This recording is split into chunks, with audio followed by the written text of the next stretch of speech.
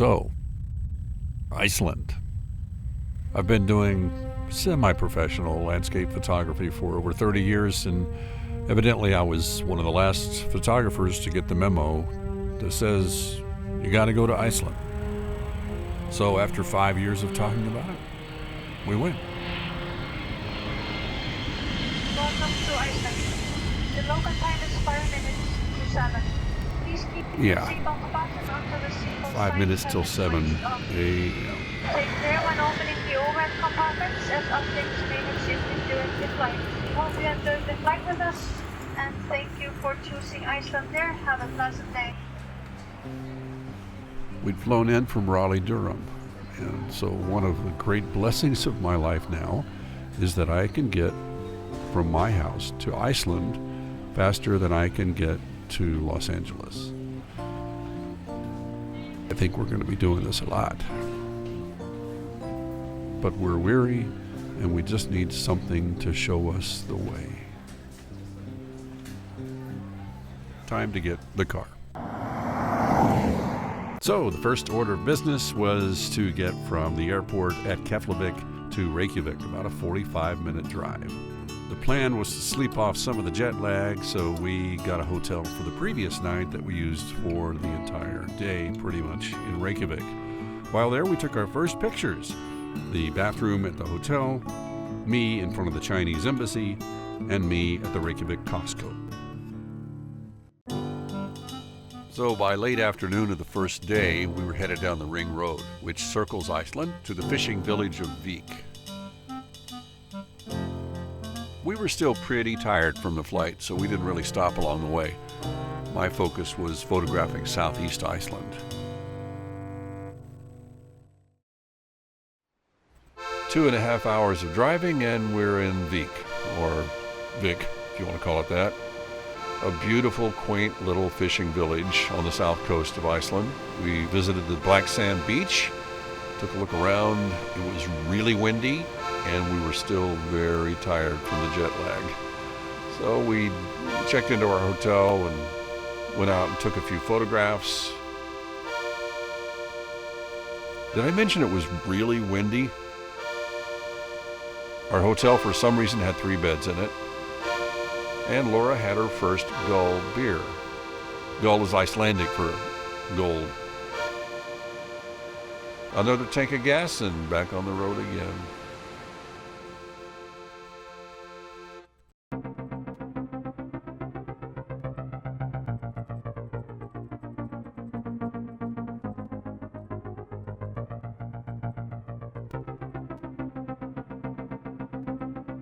Just a little down the road from Vik, our eyes caught this waterfall called Fossa Sidu. It wasn't one of the big tourist traps, not a lot of people around, but gorgeous. Our first adventure.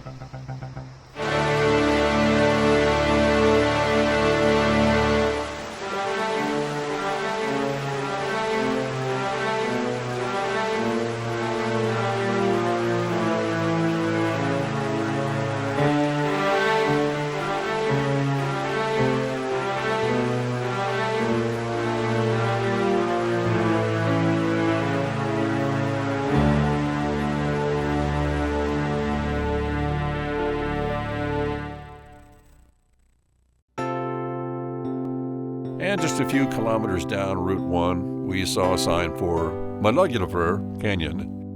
The hour to hike up the canyon, that wasn't going to happen.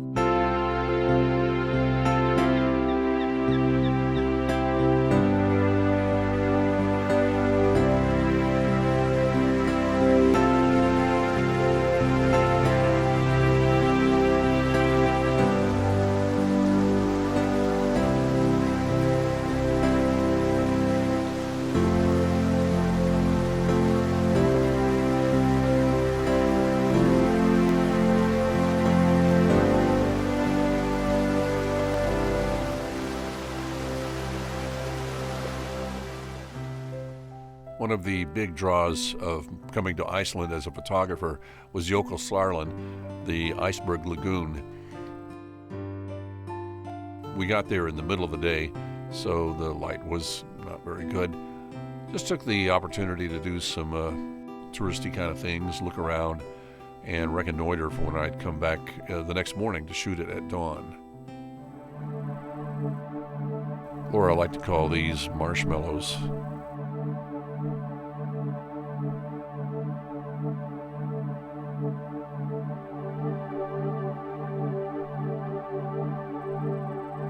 We took the 25-minute drive from Jökulsárlón to our next hotel, Hotel Smyrnaborg.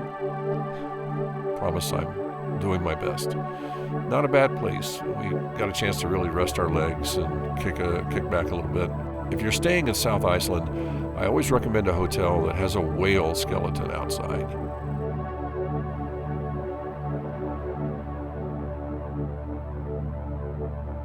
It was so nice to kick back and spend 2 days in one place. And have dinner in this really festive banquet hall.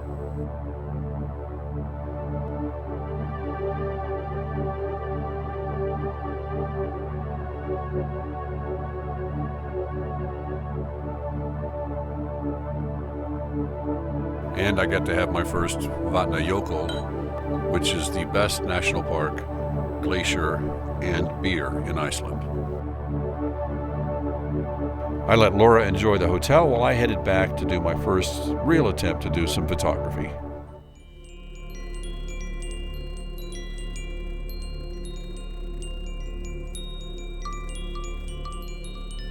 I arrived at Jökulsárlón in time for the 3 a.m. July sunrise and was pleased to see I had it all to myself.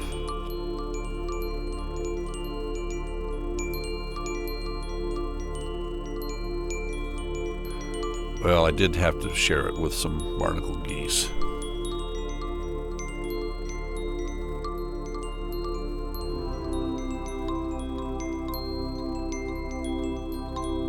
My original plan was to shoot this with my 8x10 film view camera, but when we got to Vik, I discovered I had left the lens for it at home.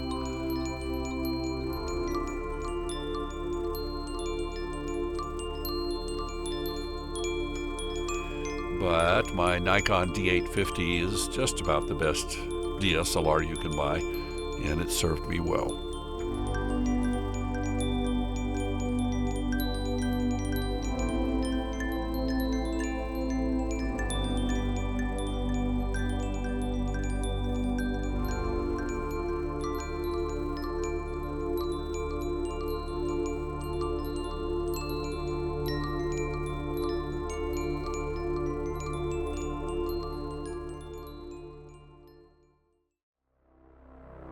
And across the highway from the lagoon is Diamond Beach, where pieces of iceberg float down to the ocean.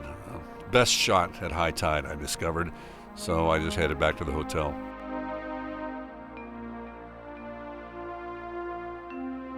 Finally, after a couple of days of rest, we felt somewhat normal and over the jet lag, and it was time to head to the next town, which was Hofn in southeast Iceland. Laura was fascinated with the fact that the ring road has these one-lane bridges everywhere. I guess it's a way for Iceland to save on their highways.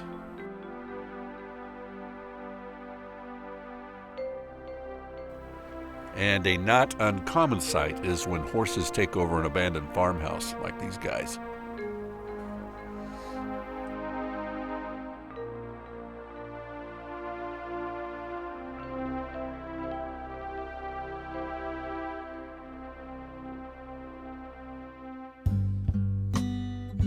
Okay, on to Hofn, which is the largest village in southeast Iceland, about 2,000 people. Hofn was the home for the production company of the independent film Godland, which I recommend. Beautiful little town.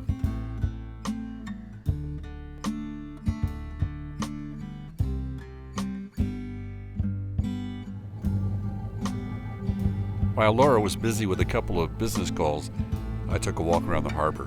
Beautiful day. That big chrome thing is supposed to be the sun, so they've got one of those scale models of the solar system on the point, which was an Allied air base during the war. Okay, we're gonna go check out what we can in the drizzle here on Friday night near Hofn. There goes our parking place. Boy. Well, you can let me out. It'll be fine. I want to pick a remote spot for that. So since it's going to be raining so much, I figured we would just go like looking for like pictures of horses or something like that.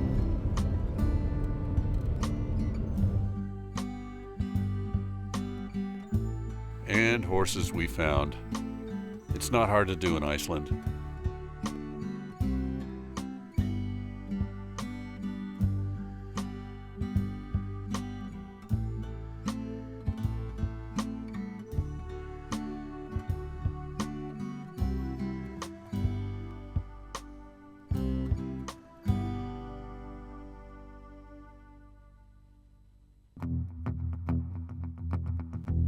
So as it turns out, we had gotten to Hofn way too soon to check into our hotel. So we just grabbed the map and found the closest place of interest, which looked like a waterfall, about an hour and a half from town.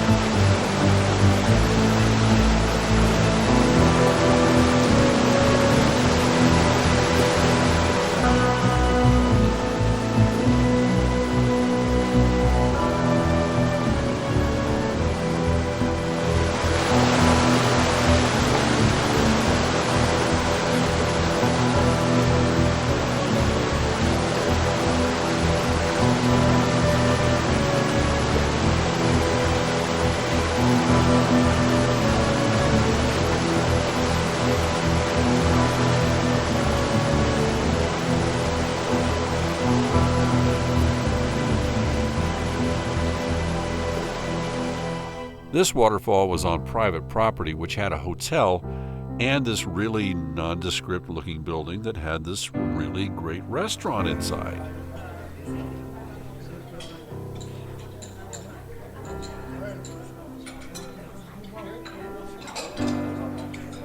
We'd been climbing around and exploring for hours, so it was really a sight for sore eyes.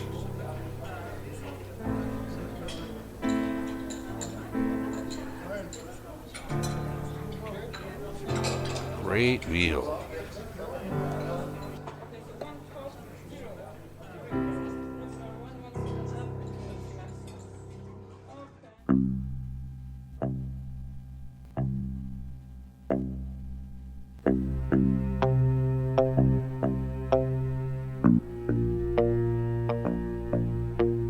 Now we're headed back to our hotel to check in. But first, we want to check out the eastern seaboard.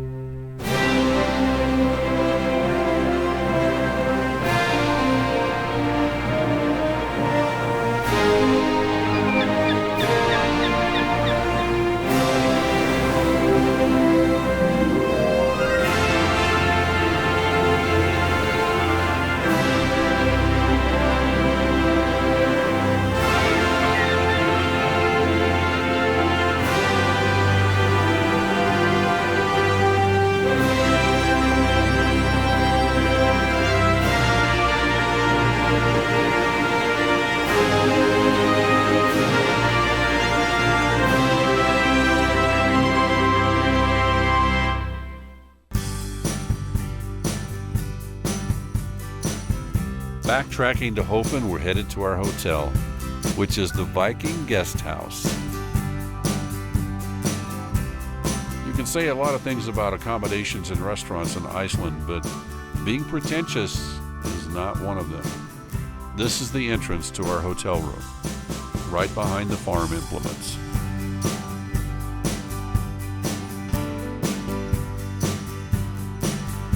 But boy, what a great room.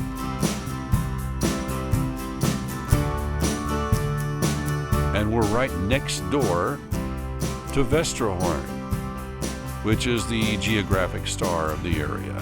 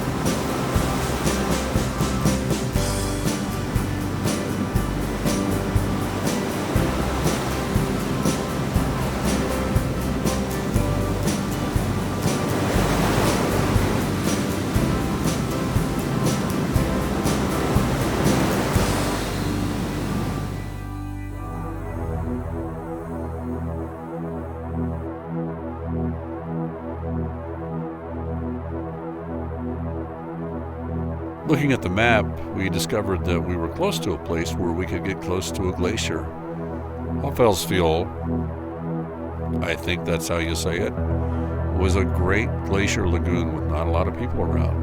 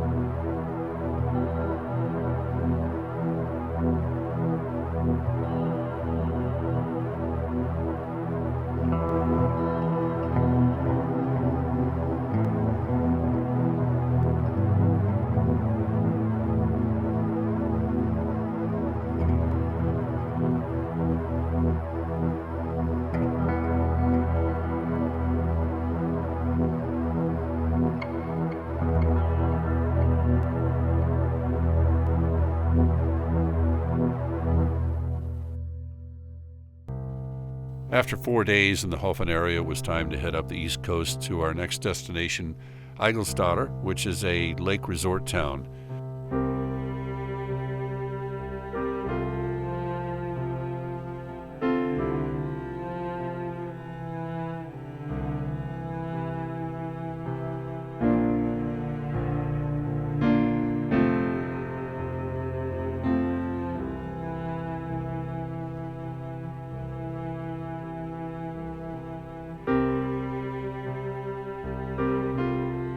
I've told people that Iceland looks like it's a country that was designed by Walt Disney. Everywhere you turn is beauty.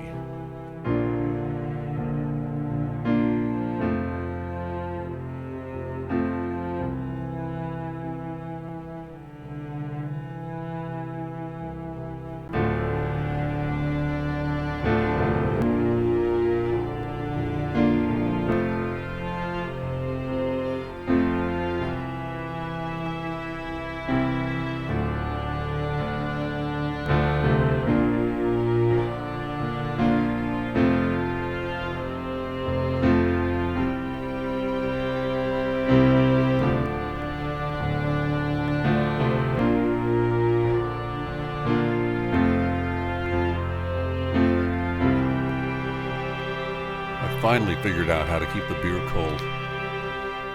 Because guess what? In all of Iceland, there's no place to buy ice. After a drive through the cold highlands, you can't beat a hot chocolate. Unless it's with a Viking beer.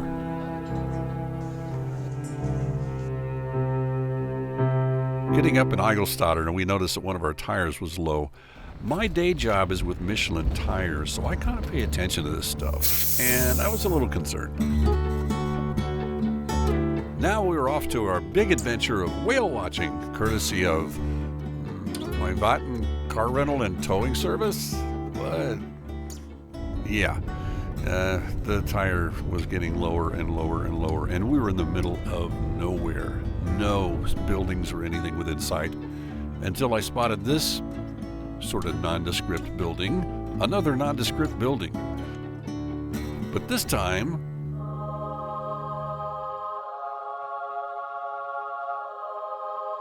a blessing from the Lord. God be praised. We got there right when everybody was having lunch, so we had to wait for our Polish tire technician, who fixed us right up. That place was a sight for sore eyes. Don't buy Yokohama tires. So now we have a challenge to get to the whale watching in time, going through the tunnel of Lagoon, which is just east of Akureyri, the largest town outside of the capital region near Reykjavik. And it's 1,500 Icelandic kronas to get through it. That's about $11. So the whale watching tour had originally been booked in the big town of Akureyri, but they moved it further down the fjord to this little town of, I'm going to stop trying to pronounce the names now. We called them on the phone and said, we had car problems, can you please hold the boat for 15 minutes? And they were very obliging. Now, it may appear that I'm taking the whale watching tour by myself and not taking Laura. And that's because that's pretty much what happened. On the drive out there, we saw a lot of wind and turbulent skies, and she expressed that maybe she might not want to go. And we literally thought they might cancel the tour. But pushing off, you can see it was a fairly nice day. But then the weather started getting rough. I just felt obliged to say that. Just kidding. It wasn't bad at all. There were no whitecaps or anything like that. The boat pitched just enough to make it an adventure. Of course, the $80 per person for a 2-hour excursion question is, did you see any whales? We sure did. 2 beautiful humpback whales. And we got to hover around them for a solid hour. When I saw this huge vessel full of dozens and dozens of crowded whale watchers, it made me appreciate our little boat. It was just perfect.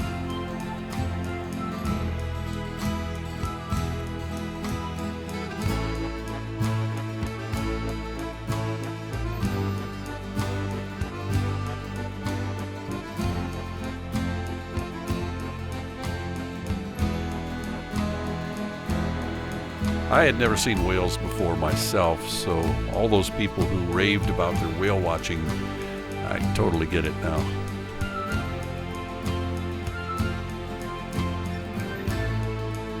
And no Icelandic adventure is complete without hot chocolate.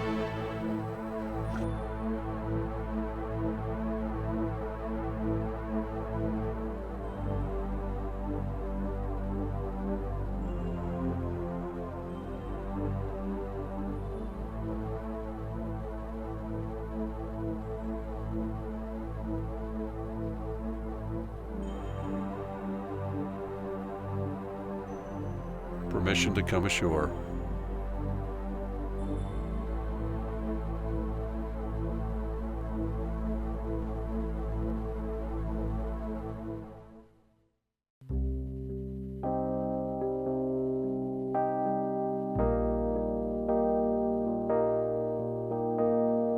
We headed back to Akureyri to just wind down and enjoy our evening. It was nice to spend some time in a metropolitan area again. This was our hotel. A nice hickory burger and a Carlsberg hit the spot.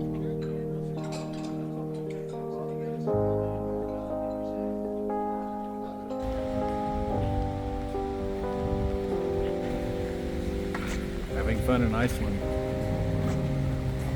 This was a Wednesday night, and for Laura, a very special Wednesday night because it was opening night. I had my fun, now it's time for her to have hers. Beginning Thursday morning, we start to head to our last destination before we return to Reykjavik, which is the Snaefellsnes Peninsula. This was the longest drive we had to make on the trip, about 5 hours. But the days are long and we had plenty of time.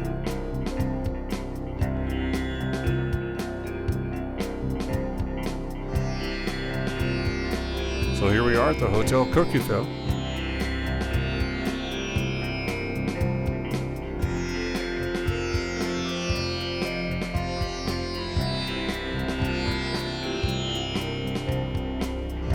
And I'm here to shoot Kirkjufell Falls, just like everybody else in the world. And just like I did at Jökulsárlón, I just kind of used the afternoon to check the place out. Maybe attempt to get a picture in the overcast sky, but no, it wasn't happening. Too many people around, but not as many as I had expected or feared. So coming back at 3 a.m. once again proved to be the charm. I had the place to myself. Got the shot.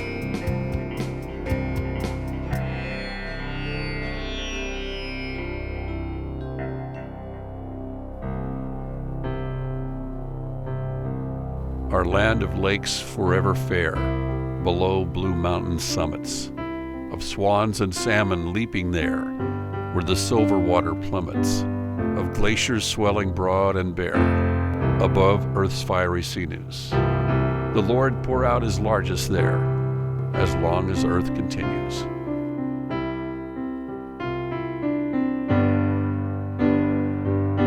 We had one last place on Snaefellsnes to check out before we headed back to Reykjavik, and that was the Black Church, Glacier, and we encountered the worst wind we'd seen for the whole trip. Had to be at least 50 miles an hour. I lost my hat at one point. Just took a couple of quick shots and we were on our way.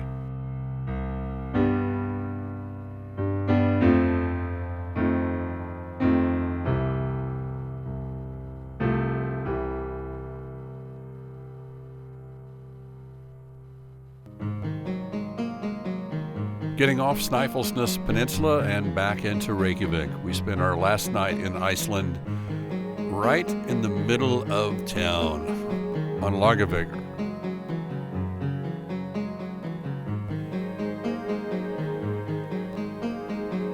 Which is the trendy, touristy street to be on.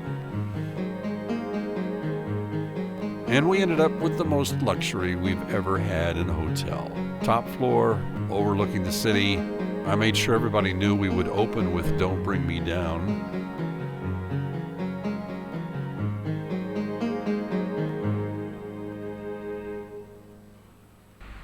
And when in Reykjavik, you gotta do the National Cathedral.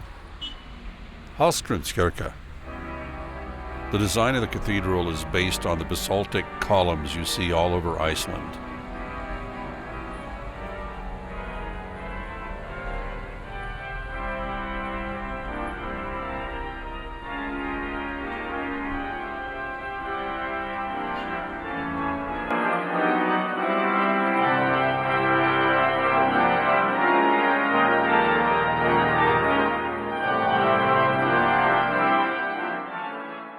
I have no idea what that was.